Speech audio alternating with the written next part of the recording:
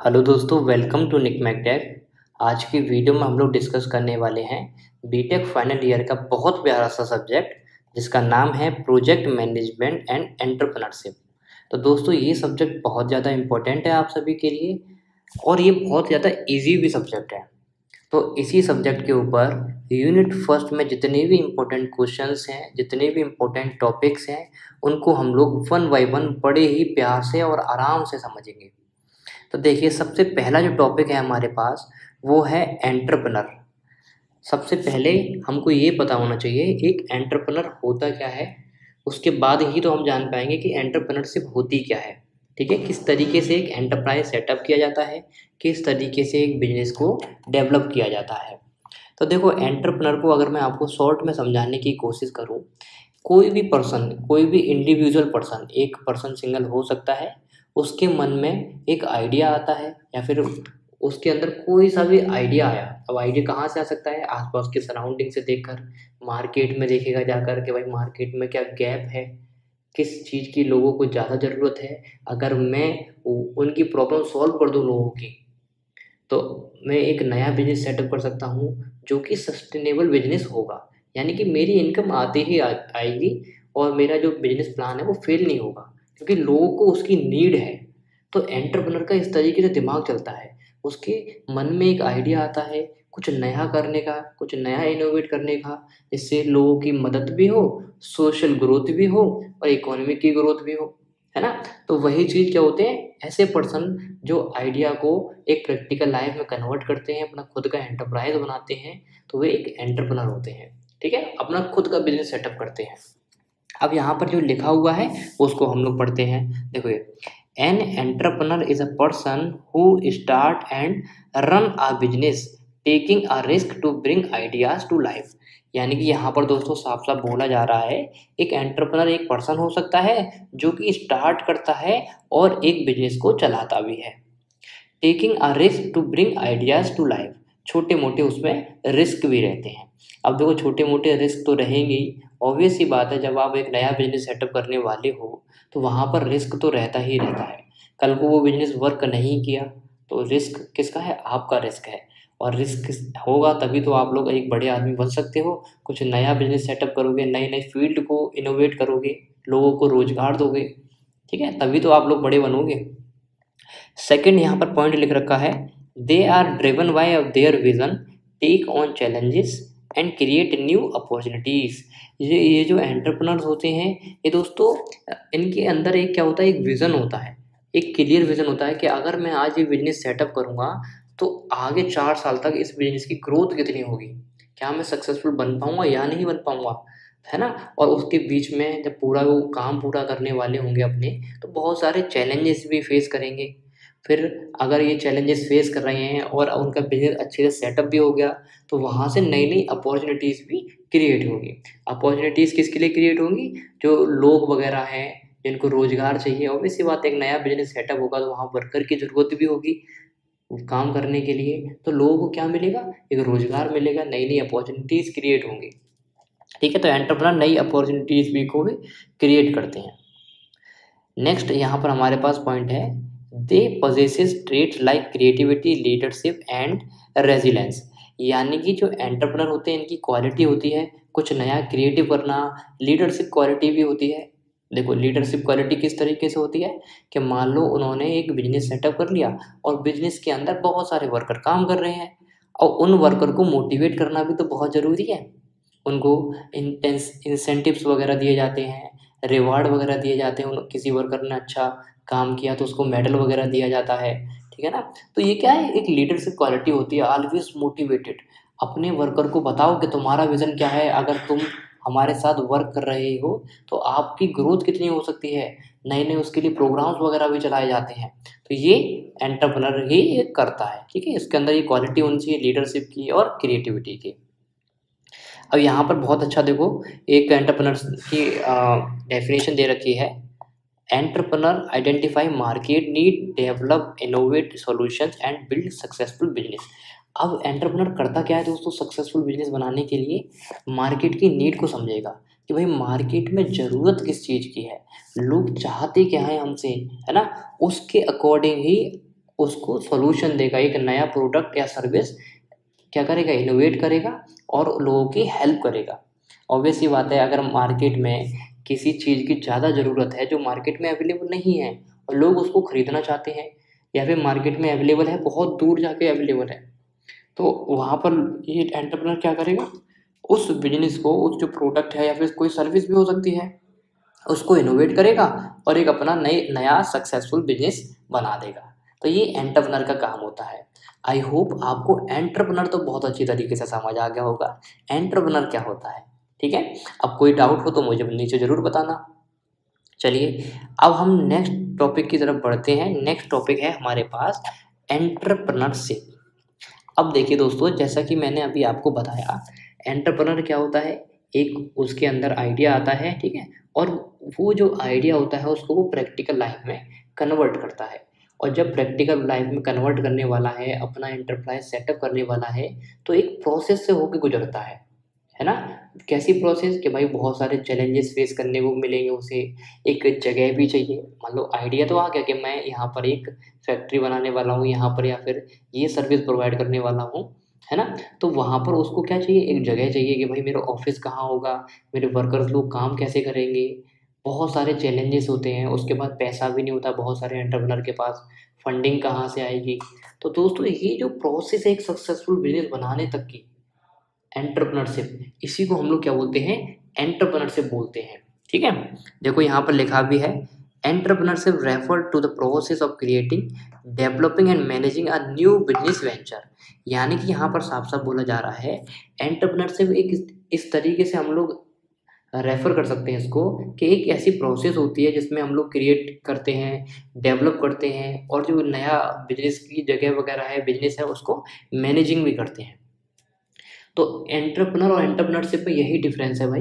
Entrepreneur जो होता है वो एक सिंगल पर्सन हो सकता है, लेकिन एंटरप्रेन्योरशिप के अंदर बहुत सारे पर्सन्स होते हैं, मोर देन वन पर्सन्स होते हैं जो कि उसमें वर्क करते हैं। ठीक है, नेक्स्ट अगर हम बात करें तो यहाँ पर हमारे पास पॉइंट है, it involve taking risk and sneezing opportunities to innovate, organise resources and assume financial responsibility in order to transform idea into successful enterprise. तो यहाँ पर दोस्तों बोला जा रहा है, जब हम ये काम कर रहे हैं, एक आइडिया को सक्सेसफुल एंटरप्राइज बनाना चाह रहे हैं, है ना, सक्सेसफुल बिजनेस क्रिएट करना चाह रहे हैं उस आइडिया के अकॉर्डिंग, मार्केट की नीड को समझने के बाद, तो उसमें कुछ ना कुछ रिस्क तो रहता ही रहता है। क्यों रिस्क रहता है भैया, रिस्क तो रहेगा ही, क्योंकि एक क्लियर विजन है आपके पास, अगर बाई चांस वो वर्क नहीं किया आपका प्रोजेक्ट तो रिस्क तो है वहाँ पर। तो वही चीज़ यहाँ पर बोला जा रहा है, क्योंकि इसमें देखो हमें क्या करना पड़ता है, नई नई अपॉर्चुनिटीज़ को भी इनोवेट करना पड़ता है लोगों के लिए, है ना, रिसोर्सेज को ऑर्गेनाइज करना पड़ता है, किसी चीज़ की कमी ना हो लोगों को, और फाइनेंशियल रेस्पॉन्सिबिलिटी भी होती है भाई, पैसों की कमी ना हो। भाई किसी से आपने फंडिंग ले ली, मान लो आपने 50 लाख रुपए ले लिए किसी से, अब उसको 50 लाख रुपए वापस भी तो देने हैं, तो रिस्क तो रहता ही रहता है। अगर आपका बिजनेस काम नहीं किया तो 50 लाख रुपए वापस कैसे करोगे। तो वही चीज़ है यहाँ पर, फाइनेंशियल रेस्पॉन्सिबिलिटी भी आपके ऊपर होती है, और एक आइडिया को सक्सेसफुल एंटरप्राइज में कन्वर्ट करना, ये अपने आप में एक चैलेंज बड़ा काम होता है। नेक्स्ट आप लोग एंटरप्रेन्योरशिप में लिख सकते हैं, एंटरप्रेन्योरशिप इन्वॉल्व वेरियस एक्टिविटीज़। इसके अंदर बहुत सारी एक्टिविटीज़ होती हैं, इंक्लूडिंग आइडेंटिफाई मार्केट गैप्स। जैसे सबसे पहली जो एक्टिविटी है, मार्केट की गैप को समझना कि मार्केट में किस चीज़ की ज़रूरत ज़्यादा है। डेवलपिंग बिजनेस प्लान्स को बनाना उसके अकॉर्डिंग। सिक्योरिंग फंडिंग को सिक्योर करना, एंड असेंबलिंग अ टीम, और उसके अकॉर्डिंग एक टीम को असेंबल करना। ठीक है, ये एंटरप्रेन्योरशिप के अंदर वो होनी चाहिए बहुत सारी एक्टिविटीज़। नेक्स्ट पॉइंट हमारे पास यहीं पर है, entrepreneurship is about turning ideas into successful businesses. दोस्तों कितनी अच्छी डेफिनेशन है ये, कि एंटरप्रेन्योरशिप एक सिंपल सी, इस तरीके से हम लोग बोल सकते हैं कि turning idea into successful business. एक आइडिया को हमने अगर सक्सेसफुल बिजनेस में कन्वर्ट कर दिया, वो एंटरप्रेन्योरशिप है। ठीक है, जो क्या करें, डेट सॉल्व प्रॉब्लम, लोगों की प्रॉब्लम सॉल्व करें, मीट कस्टमर नीड, और कस्टमर को जो चाहिए उसकी डिमांड जो है उससे मीट करें, and contribute to economic growth, और अपनी इकोनॉमिक ग्रोथ को भी कुछ ना कुछ कंट्रीब्यूट कर सके। अब इकोनॉमिक ग्रोथ को कंट्रीब्यूट कैसे करेंगे? मान लो कोई एक पर्सन है ना, और उस पर्सन के उसके अंदर एक आइडिया है जिसको वो प्रैक्टिकल लाइफ में कन्वर्ट करने वाला है। तो मान लो उसके अंदर एक आइडिया आया कि मुझे फैक्ट्री खोलनी है, और फैक्ट्री जो खोलनी है वो गाँव में खोलनी है। अब देखिए दोस्तों, जब गाँव में फैक्ट्री खुलेगी तो इकोनॉमिक की ग्रोथ तो होगी ही होगी, क्योंकि वहाँ पर गाँव में जितने भी बेरोजगार लोग रह रहे हैं उनको रोजगार मिलेगा, और कंपनी भी ओपन हो जाएगी। इससे इकोनॉमी की कहीं ना कहीं ग्रोथ होगी। ठीक है, तो ये होगा इकोनॉमिक ग्रोथ। आई होप आपको समझ आया होगा अभी तक एंटरप्रेन्योर क्या होता है, एंटरप्रेन्योरशिप क्या होती है। तो अगर अभी तक आपको वीडियो पसंद आ रही है तो प्लीज़ लाइक करें इसको। नेक्स्ट हमारे पास जो टॉपिक है दोस्तों, वो है नीड ऑफ एंटरप्रेन्योरशिप, कि भाई एंटरप्रेन्योरशिप की हमें ज़रूरत क्यों पड़ी, या फिर इसकी क्या नीड होती है, इसमें सबसे ज़्यादा ज़रूरी क्या है। ठीक है, देखिए सबसे पहले अगर हम बात करें एक एंटरप्रेन्योरशिप हमें बनाना है, क्रिएट करना है खुद का बिजनेस, तो हमको अपॉर्चुनिटीज़ पर ध्यान देना पड़ेगा। यानी कि अपॉर्चुनिटी के अंदर क्या आएगा कि भाई हमें सबसे पहले रिसर्च करनी पड़ेगी, जगह जगह जाएंगे, मार्केट के अंदर ढूंढना पड़ेगा कि मार्केट में गैप क्या है, लोगों को किस चीज़ की ज़्यादा ज़रूरत है दोस्तों। तो वो क्या करेंगे, हम सर्वे करेंगे, मार्केट के अंदर जाएंगे, लोगों से बातचीत करेंगे, है ना। और कुछ जो लोग वगैरह हैं उनकी बहुत सारे बिजनेसेस होते हैं, वो डिमांड पूरी नहीं कर पा रहे हैं, तो क्या उनकी डिमांड रहती है, क्या मार्केट में नीड क्या है जिस चीज़ की, उसको हम लोग देखेंगे। और एक चीज़ और देखेंगे अपॉर्चुनिटीज़ के अंदर ही, कि भाई मार्केट में आजकल ट्रेंड क्या चल रहा है, लोग किसके पीछे ज़्यादा भाग रहे हैं, और उसके अकॉर्डिंग अगर हम कुछ नया इनोवेट करते हैं तो लोगों की भीड़ हमारी तरफ आएगी, लोग परचेज करना चाहेंगे। इस तरीके से हम लोग क्या करेंगे, सक्सेसफुल एंटरप्राइज बना सकते हैं। तो ये चीज़ होती है अपॉर्चुनिटीज़ के अंदर। ठीक है, नेक्स्ट हम बात करते हैं इनोवेशन। अब देखो इनोवेशन में हम लोग क्या लिख सकते हैं कि मान लो अपॉर्चुनिटी में हमको पता चल गया कि मार्केट में गैप क्या है, लोगों को किस चीज़ की ज़रूरत है ना, क्या मार्केट में ट्रेंड चल रहा है, ये चीज़ हमको पता चल गई। अब उसके अकॉर्डिंग हमें कुछ प्रोडक्ट या कुछ सर्विस हो सकती है, लोगों को हम जो देना चाहते हैं वो बनाएंगे नहीं बनाएंगे, वो होता है इनोवेशन का काम। भाई इनोवेशन में जो हमको पता चला कि मार्केट में ये चीज़ की ज़रूरत है, ये गैप है, उसके अकॉर्डिंग हमने क्या कर दिया, इनोवेशन कर दिया, उस चीज़ को हमने बना दिया, लोगों के सामने रख दिया, लोगों की प्रॉब्लम सॉल्व कर दी। वो होता है इनोवेशन के अंदर। नेक्स्ट अगर हम बात करें, यहाँ पर है रिस्क टेकिंग। अब दोस्तों देखिए रिस्क तो रहता ही रहता है ना। रिस्क क्यों रहता है, क्योंकि देखो एक एंटरप्रेन्योर अपना टाइम भी देता है, अपने बिजनेस को टाइम देता है, और अपना मनी भी इन्वेस्ट करता है। भाई उसके पास इतना पैसा है, मनी इन्वेस्ट कर दिया, उसने कहीं से फंडिंग ले रखी है, कहीं से इन्वेस्टर्स को अपनी कंपनी में ला रखा है ना, वो उसका पैसा भी वहाँ पर लगा हुआ है, लोन वगैरह लेके कर रहे हैं लोग बार बिजनेस वगैरह अपना। तो एक तरीके से उसका टाइम, वैल्यू, मनी सब कुछ उसमें इन्वेस्टेड है, ताकि नई कुछ क्रिएट कर सके। तो उसमें रिस्क तो रहता ही रहता है, अगर वो वर्क नहीं किया तो आपका पैसा डूब जाएगा। तो रिस्क टेकिंग यहाँ पर होता ही होता है। नेक्स्ट है हमारे पास दोस्तों विजन एंड लीडरशिप। अब ये पॉइंट भी बहुत ज़्यादा ज़रूरी है। अब क्यों ज़रूरी है दोस्तों, देखो अगर एक एंटरप्रेन्योर है, उसके पास एक विज़न है ही नहीं, बिना विज़न के एक बिजनेस शुरू करने स्टार्ट करते हैं, यानी कि फालतू का आइडिया आया, उसको हम सोचता है कि भाई मैं बिजनेस में कन्वर्ट कर लूँगा और इतने पैसे कमा लूँगा, ये लोगों को ज़रूरत है। ऐसा नहीं दोस्तों, प्रॉपर रिसर्च होनी चाहिए, एक विज़न होना चाहिए कि आज से 4 साल बाद में ये बिजनेस मेरा कहाँ होगा, मैं लोगों को किस तरीके से मोटिवेट कर पाऊँगा, लीडरशिप क्वालिटी मेरे अंदर क्या है, कि लोगों को मैं साथ साथ लेके अपने साथ चलूँ, उनको बताऊँ कि मेरा विज़न ये है कि आज आने वाले 6 महीने में, 1 साल में हम लोग कहाँ होंगे। तो लोगों को मोटिवेट करना बहुत ज़रूरी है ना, तो आपके अंदर लीडरशिप क्वालिटी भी होना ज़रूरी है। तो ये होता है विज़न और लीडरशिप। नेक्स्ट अगर हम बढ़ें तो हमारे पास है रिसोर्सेज एंड सपोर्ट। अब दोस्तों देखिए रिसोर्सेज और सपोर्ट भी बहुत ज़्यादा ज़रूरी होता है यहाँ पर। क्यों ज़रूरी होता है, देखो अगर रिसोर्स अच्छा हुआ और सपोर्ट आपको मिल जाएगा, रिसोर्स मीन टू से आपको एक नेटवर्क मिल गया। मान लो सपोर्ट में यही आ जाता है दोस्तों कि मान लो आपको फंडिंग मिली, कोई अच्छी बिजनेस ऑलरेडी सेटअप है, बहुत अच्छे बिजनेसमैन्स हैं, वो आए, उन्होंने आपके आइडिया को देखा और देखने के बाद अपना पैसा लगाने को तैयार हो गए, है ना। तो उससे एक फ़ायदा होगा कि भाई तुमको पैसा मिल जाएगा। दूसरा फ़ायदा क्या होगा, जो सक्सेसफुल बिजनेसमैन है उसके पास बहुत सारा नेटवर्क है, बहुत सारे कस्टमर ऑलरेडी हैं उसके पास, ठीक है ना।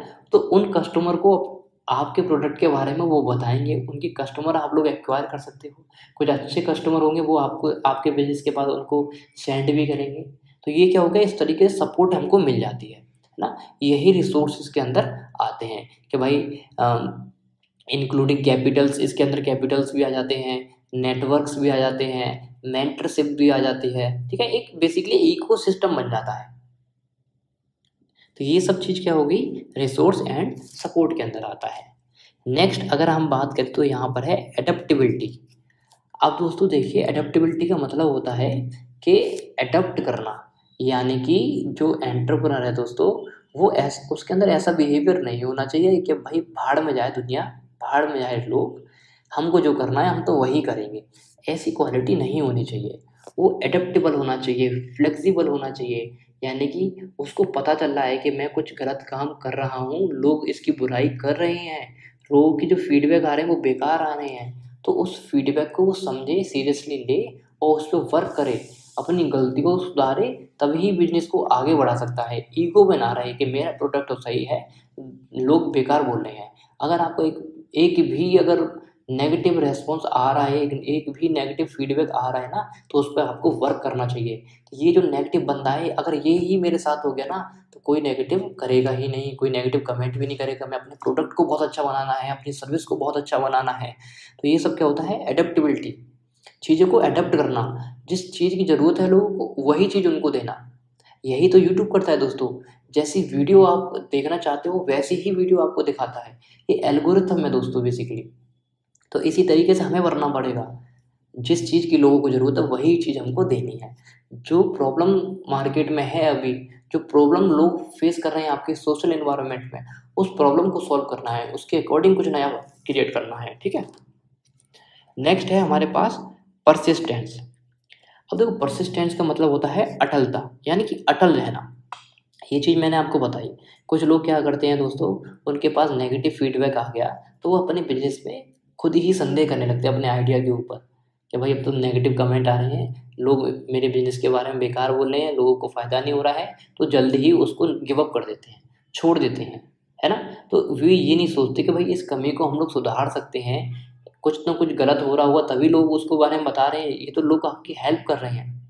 तो उस पर परसिस्टेंस आपको रहना है, यानी कि अटल रहना है कि अपना जो काम करना है, तुमने सोचा है करना ही करना है आपको, ठीक है। एक विज़न सेट कर लो कि मैं 6 महीने तक तो या 1 साल तक तो मैं ये काम करूँगा ही करूँगा, 2 साल तक, एक विज़न होना चाहिए आपको।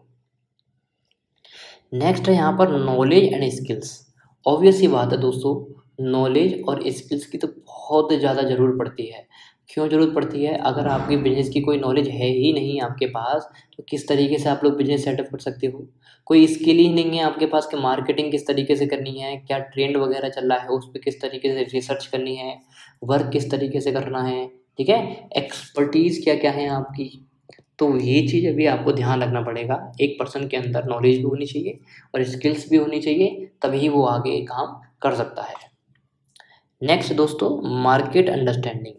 मार्केट की अंडरस्टैंडिंग बहुत ज़रूरी है दोस्तों। क्यों ज़रूरी है, क्योंकि यहाँ पर आप लोग समझ पा रहे हो, अगर आपकी मार्केट की अंडरस्टैंडिंग ही नहीं है कि मान लो आपने कोई नया प्रोडक्ट बनाया और आपकी उस प्रोडक्ट की प्राइस थी 500 रुपये, और आपको ये समझ नहीं आता कि आपके मार्केट में 200 से ऊपर प्रोडक्ट कोई खरीदता ही नहीं है, आप ऐसी जगह रहते हो जहाँ पर लोगों के पास पैसा नहीं है, तो आपने 500 का प्रोडक्ट बना दिया, आपको कौन खरीदेगा, कोई नहीं खरीदेगा। तो मार्केट की सही अंडरस्टैंडिंग होना बहुत ज़रूरी है कि मार्केट में कितने तक का लोग प्रोडक्ट खरीद सकते हैं, क्या ये जो मैंने प्रोडक्ट बनाया है या ये जो मैं सर्विस देने वाला हूँ लोगों को, क्या ये वैल्यू फॉर मनी है लोगों के लिए, क्या लोग कन्विंस हो पाएंगे, ठीक है ना। कम पैसों में अगर ज़्यादा हम लोगों को देते हैं तो लोग ऑब्वियस ये बात है आते ही आते हैं, और एक हमारा सक्सेसफुल बिजनेस प्लान बनता ही बनता है और एक एंटरप्राइज अच्छी सेटअप हो जाती है। नेक्स्ट है नेटवर्किंग एंड कोलैबोरेशन। अब दोस्तों नेटवर्किंग भी बहुत ज़्यादा ज़रूरी है। नेटवर्किंग के बारे में मैंने आपको बताया, फंडिंग वगैरह आपको मिलती है, जो ऑलरेडी बहुत अच्छे बिजनेसमैन वगैरह हैं उनका जो नेटवर्क होता है उसका भी एक्सेस हमें मिल जाता है ना। तो ये नेटवर्किंग में आता है। इससे हम लोग कोलैबोरेट करते हैं लोगों से, आपस में कहते हैं कि भाई तुम्हारा प्रोडक्ट मैं सेल कर दूंगा, आप मेरा प्रोडक्ट सेल कर दो, या फिर आप मेरे ऑफिस में आके यहाँ पर अपनी फ्रेंचाइजी खोल सकते हो। तो एक कोलैबोरेशन हो रहा है ना, तो ये कोलैबोरेशन भी होना बहुत ज़्यादा ज़रूरी है। आई होप आपको समझ आ गया होगा। कोलैबोरेशन के अंदर हम पार्टनरशिप वगैरह भी आती है, हमने पार्टनरशिप कर ली है ना, क्या आप मेरे बिजनेस को प्रमोट करो, हम आपको इतना पैसे देंगे। तो इस तरीके से नेटवर्क की बहुत ज़्यादा ज़रूरत पड़ती है। तो ये थी कुछ 10 basic needs of entrepreneurship. I hope आपको सारी नीड्स बहुत अच्छी तरीके से समझ आ गई होंगी और आप बहुत अच्छी तरीके से इसको लिख भी सकते हैं। अब नेक्स्ट जो हमारे पास क्वेश्चन है वो है स्कोप ऑफ एंटरप्रेन्योरशिप, कि भाई एंटरप्रेन्योरशिप के स्कोप के बारे में और हमको बता दीजिए।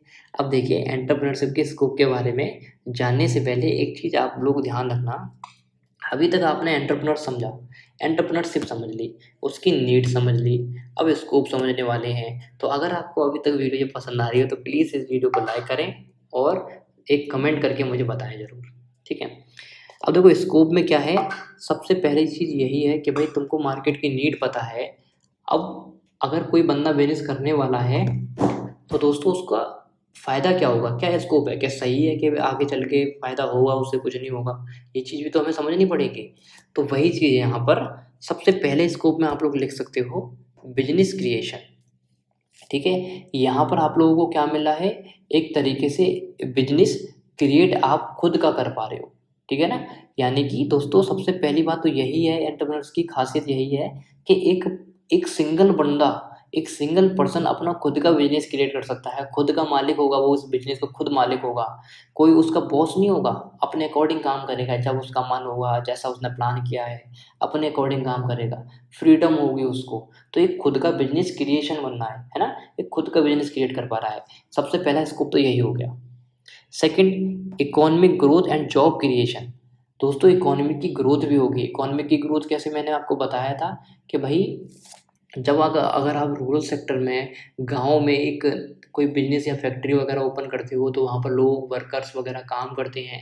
तो इस ऐसे क्या हो रहा है कि भाई एक गाँव फैक्ट्री लग गई, इकोनॉमी की ग्रोथ है, ऑब्वियस सी बात है। बहुत सारे लोगों को रोजगार भी मिला, क्योंकि आप जॉब वगैरह क्रिएट करेंगे तो बहुत सारे लोगों को रोजगार भी मिल गया।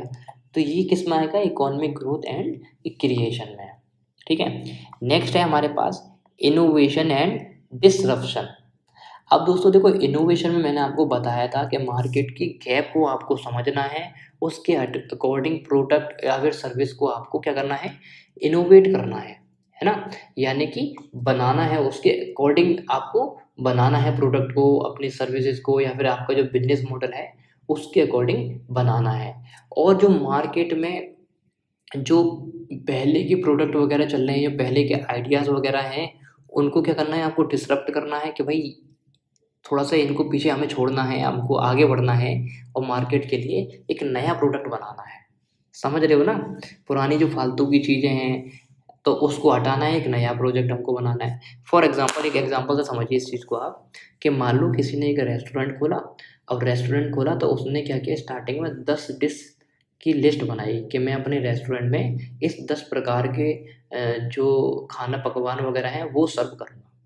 अब उसने नोटिस किया कि लोग मेरे दुकान पर आ तो रहे हैं, मेरे रेस्टोरेंट पे आ तो रहे हैं, लेकिन ये 3 चीज़ जो है इसको कोई परचेज़ करता ही नहीं है। ये मैंने अपनी मेन्यू में फालतू में ऐड कर रखी है ना। जो 3 चीज़ हैं इसको कोई नहीं परचेज़ करता है, इसके एक आध दुक्का आ गया परचेज़ कर लिया, वरना कोई परचेज़ नहीं करता है। तो स्मार्ट बिजनेसमैन यही करेगा, जो 3 चीज़ें फालतू का जो मेन्यू में लिखी हुई हैं, जिसमें खर्चा हमारा फालतू का हो रहा है, उसको हटा ही दो। 7 चीज़ें ही रखते हैं लेकिन अपना बेस्ट करते हैं। तो इस तरीके से आपको क्या करना है, नया इनोवेट करना है, और जो बेकार की चीज़ें, डिस्टर्ब चीज़ें हैं उनको हटाकर अपना नया सेटअप करना है, ठीक है।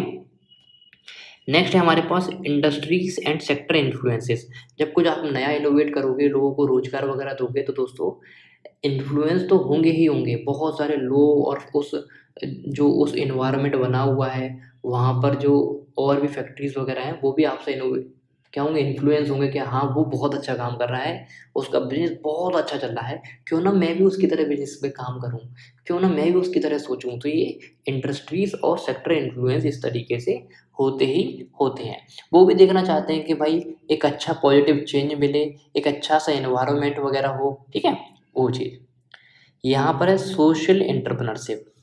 अब दोस्तों देखिए सोशल एंटरप्रेन्योरशिप में आप लोग क्या लिख सकते हो, आप लोग लिख सकते हो कि मान लो आप एक पर्टिकुलर सोसाइटी में रहते हो, ठीक है।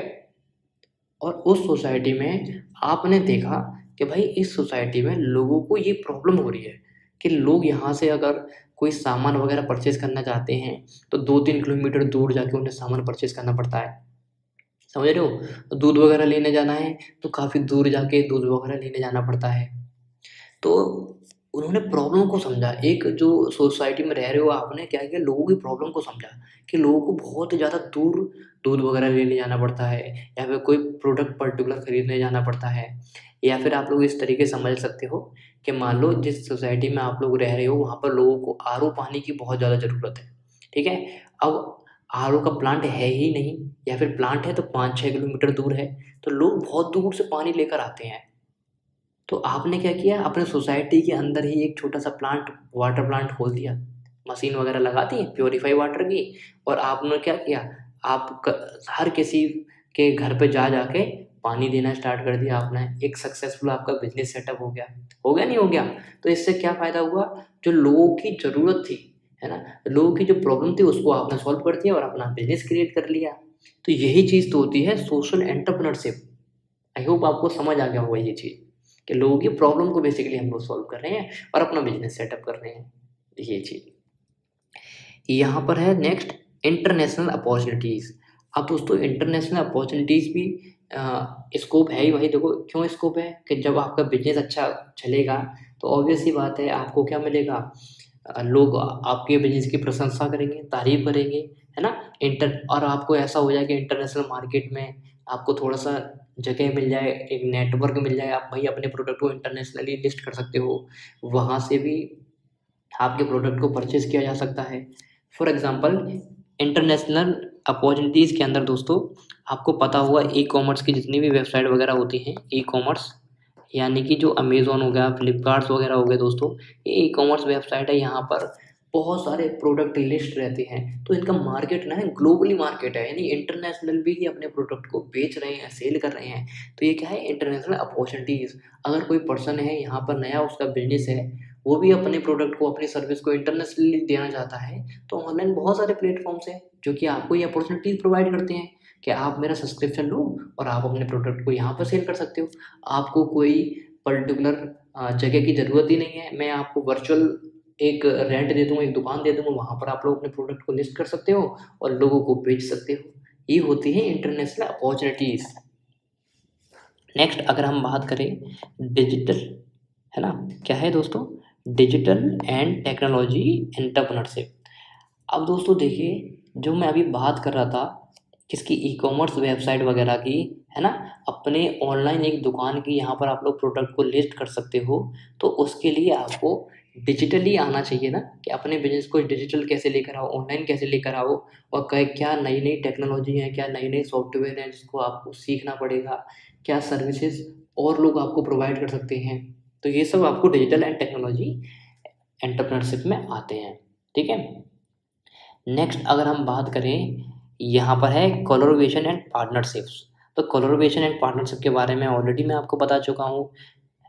नेक्स्ट अगर हम बात करें तो हमारे पास है पर्सनल एंड प्रोफेशनल डेवलपमेंट। अब दोस्तों पर्सनली और प्रोफेशनल डेवलपमेंट भी बहुत ज़रूरी है। पर्सनली मीन टू से कि आप अपनी गलतियों से सीख रहे हो, उसके अकॉर्डिंग वर्क कर रहे हो, आपका क्या लाइफस्टाइल है ना, कि लोगों की प्रॉब्लम को आप लोग सॉल्व कर पा रहे हो या नहीं कर पा रहे हो, मार्केट की नीड है उसके हिसाब से अपने आप को अडेप्ट कर रहे हो या नहीं कर रहे हो, फ्लेक्सिबल आप हो या नहीं हो, है ना, कुछ जो वैल्यूबल स्किल्स वगैरह हैं उसको आप लर्न कर रहे हो या नहीं कर रहे हो, क्या आपकी प्रोफेशनल ग्रोथ हो रही है या नहीं हो रही है, क्या अपॉर्चुनिटीज़ वगैरह है, वो सब चीज़, है ना, लीडरशिप क्वालिटी आपके अंदर है या नहीं है। तो ये सब चीज़ जो मैं आपको बताया, ओवरऑल आपका जो डेवलपमेंट की प्रक्रिया है वो सब पर्सनल एंड प्रोफेशनल डेवलपमेंट में आएगी ही आएगी, ठीक है। और लाइफ स्टाइल एंड इंडिपेंडेंस में तो आपको पता ही है, आपकी लाइफ स्टाइल बहुत अच्छी हो जाएगी और आप अगर फ्लेक्सिबल भी हो तो और अच्छी बात है। आप एक खुद का इंडिपेंडेंस तो रहेगी ही रहेंगे क्योंकि आपका खुद का बिजनेस है भाई, तुम्हारा आइडिया था जिसको आपने कन्वर्ट किया एक सक्सेसफुल बिजनेस में, तो आपका आइडिया था वही तो सक्सेसफुल बिजनेस में कन्वर्ट हुआ है, तो आप लोग इंडिपेंडेंट तो है ही, ठीक है। तो दोस्तों ये कुछ बातें थी हमारी एंटरप्रेन्योर के बारे में, एंटरप्रेन्योरशिप के बारे में, और नीड्स ऑफ एंटरप्रेन्योरशिप और स्कोप ऑफ एंटरप्रेन्योरशिप। तो अगर आपको ये वीडियो पसंद आई है, हेल्पफुल लगे, तो प्लीज़ इस वीडियो को लाइक करें और अपने दोस्तों के साथ शेयर ज़रूर करें। हम लोग नेक्स्ट वीडियो में आगे कंटिन्यू करते हैं, क्योंकि वीडियो थोड़ी सी लंबी हो जाएगी। आगे हम बहुत सारे टॉपिक्स बचे हुए हैं, उसको देखते हैं। तो मिलते हैं नेक्स्ट वीडियो में, तब तक के लिए बाय, थैंक यू।